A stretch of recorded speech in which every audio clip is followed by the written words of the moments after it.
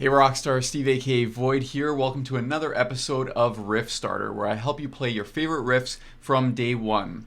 So all of the strategies and techniques that we're talking about on the show are brought to you by my best-selling book, Practice Less, Play More. You can pick it up at playmoresongs.com and yeah, check it out. So this episode is going to be a fun one because, as you heard in the intro, we're going to be playing Don't Fear the Reaper. Now, Don't Fear the Reaper by Blue Oyster Cult is definitely gained a lot of popularity from stuff like SNL. You know, obviously it was already a pretty popular song, but the reason why I'm bringing it up is not because of the cowbell or Will Ferrell.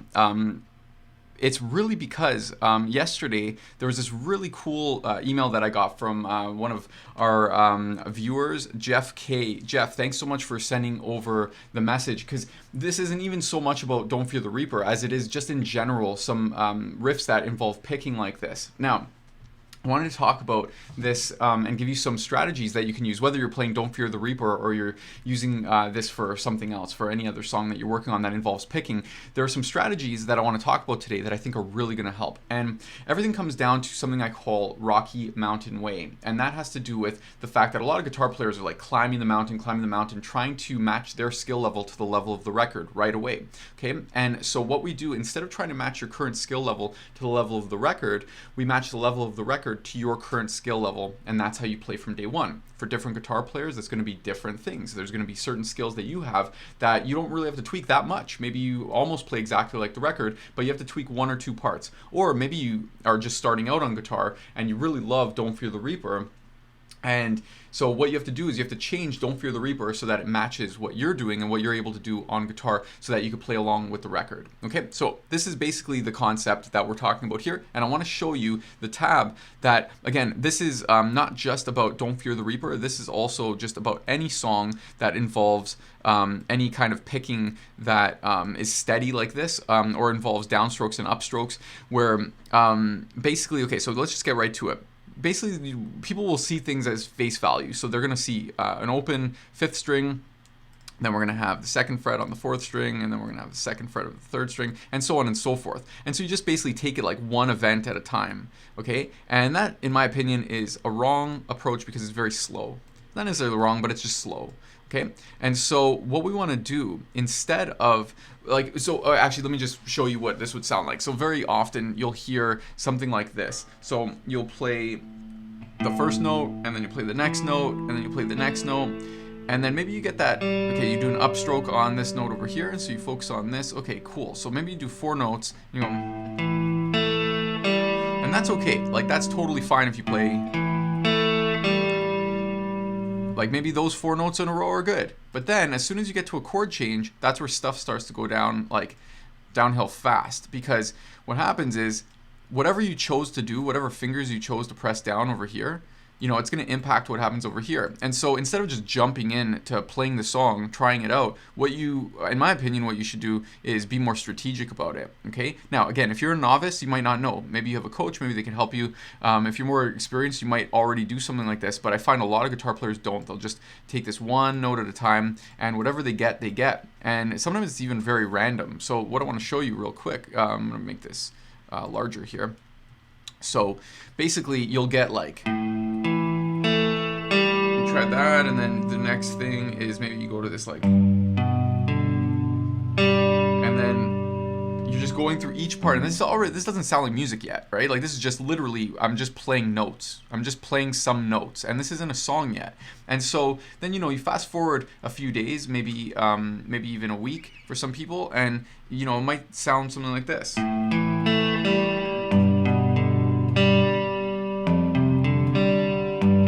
There's no steady pulse or anything like that. And as soon as you play a steady pulse, okay, well, it's like, okay, well, I'm gonna have to play this really slow. If I do a steady pulse, it would be like that. And it never sounds like what it should, which is.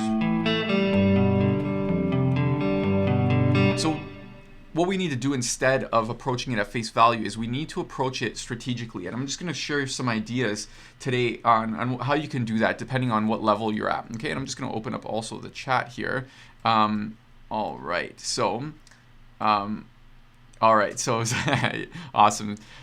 Stephen. Cool. All right, so basically what we're gonna do, we're gonna do a few different strategies. One of them is going to be, well, even a simple strategy that you can use is, you know, start with single strums. So put the record on, okay? Put the record on and just strum the chords. So for example, if you play these chords, now it's not going to sound just like the record yet. Imagine you're standing on stage playing along with the band. So you're in Blue Oyster Cult and you're just an additional guitar player. And so what you start off with is just making sure that, okay, so they're playing the riff and making sure you are staying in time. So it'd be like 1, 2, 3, 4, 1, 2, 3, 4, 1, 2, 3, 4, 1, 2, 3, 4. Now that's not exactly Don't Fear the Reaper, but it doesn't matter in the first stage because you could do that probably in 5 minutes. Now, if you can, if let's say for whatever reason you can't play those chord changes like the twisting and turning or anything like that, well, I have something for you in a few minutes. But basically the idea here is that the picking part is usually the bottleneck. That's the part that a lot of people have trouble with on songs like this, for sure, is trying to get the upstroke to go into the downstroke, or like trying to get all of the combination of notes and picking patterns, all of that, putting that all together is like juggling, okay? And so what ends up happening is you get this stop and go version. So what we do is we simplify one of the elements, let's say. So we take, for example, the chords, we keep the chords the same. Maybe we have the chords holding them down like this. Maybe you do that if that's easy for you. Or maybe you hold it down with the middle finger and ring finger like this. This is probably how I would do it. This is how I played it in the intro. So it's like, you know, playing the chords like that. So even just looking at that isolated will help. But then instead of just jumping into strumming and taking whatever the tab gave you or whatever the tutorial video gave you as face value, what you do is you strum along with the record so that it's compatible, okay? And at a comfortable speed, so maybe 75%, 80%, put YouTube on the speed, get the speed controls on YouTube, and you can do that. Now that would take you maybe 5 or 10 minutes, and then all of a sudden you're playing along with the record. Now what you can do is you can actually take some of that rhythm and you can just strum it. You can go, okay, you can actually strum even the chords, even though the chords sound, there's like a little bit of mud in there, because these chords aren't necessarily, if you take all of the notes that are there, and what I'm doing basically is I'm taking these notes and instead of having them one after the other, I'm stacking them up, okay? So I'm having like an A5 chord, so it would be like the open 5th string, the 2nd fret of the 4th string, 2nd fret of the 3rd string, then I'm stacking up all of these. Instead of having them one after the other, I'm stacking them all up, and I'm stacking these all up. But what I'm doing is I'm playing 4 events, 1 and 2 and 3 and 4 and, or yeah, it would be like 1 2 3 4 1 2 3 4 1 2 3 4 1 2 3 4, that kind of thing. Now, so I'm just being creative with it, and that's really the idea here, is just be creative with how you approach this. Okay, so now we're gonna get to the end result quickly. This isn't gonna be like a super long video, but what you can do later is you could take, instead of going down, down, down, down, down, down, down, down, what you can do is you can go down, down, down, up, down, down, down, up, because that's gonna mimic what you're gonna eventually need to do with the picking. So you can go down, down, down, up, down, down, down, up, down, down, down, up, down, down, down, up, down, down, down, up, down, down, down, up, down, down, down, up, down. So your hand is doing the down, down, down, up motion, but it's not the precision of going through each string. Okay, so this sort of like strumming the picking pattern is actually really effective because we're gonna slice and dice later. Okay, so that's another thing that you can do. You can play down, down, down, up, down, down, down, up, down, down, down, up, down, down, down, up. So you mimic what you're eventually gonna need when you go like this. Oh, sorry. Down, down, down, up, down, down, down, up, down, down, down, up, down, down, down, up, down. So you're basically starting off with more of a broad brush stroke before you get into the laser focus. Okay. Now the other thing that you can do temporarily is you can play all downs, because sometimes doing the upstroke might screw you up. So this is something that you can try if the picking actually isn't really that big of a deal and the chord switches aren't that big of a deal, but there's something about the downs and the ups that just get you. So another option is doing all downs temporarily, a little bit slower. So you're basically going down, down, down, down, down, down, down, down, down, down, down, down, down, down, down, down. Now, eventually that's actually going to be, I call it pecking, because when you go too fast, then that downstroke, always playing it down, is going to be a little bit limiting for you. So speed wise, it's going to create some tension in your hand, or it's going to just like, you're going to have a ceiling that you're going to hit that you can't play any faster. So that's part of why we have the down, down, down, up, down, down, down, up. The pattern actually down, down, down, up. It actually, that upstroke lifts you up to where you need to go. But for some people, it's just a little bit hard to connect everything.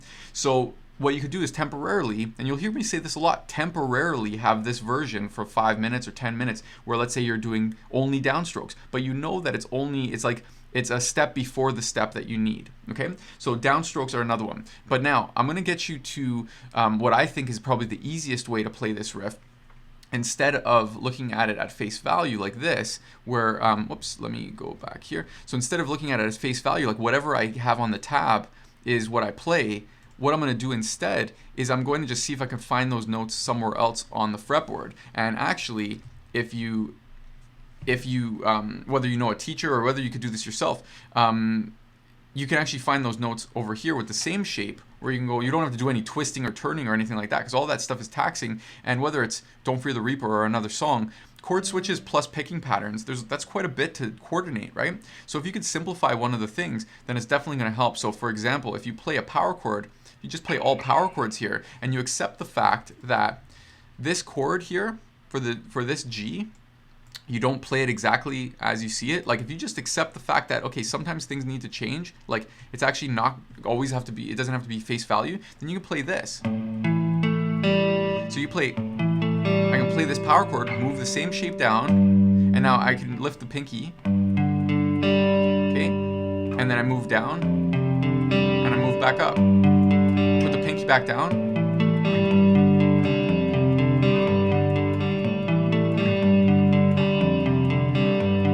now all of a sudden this twisty and turny version,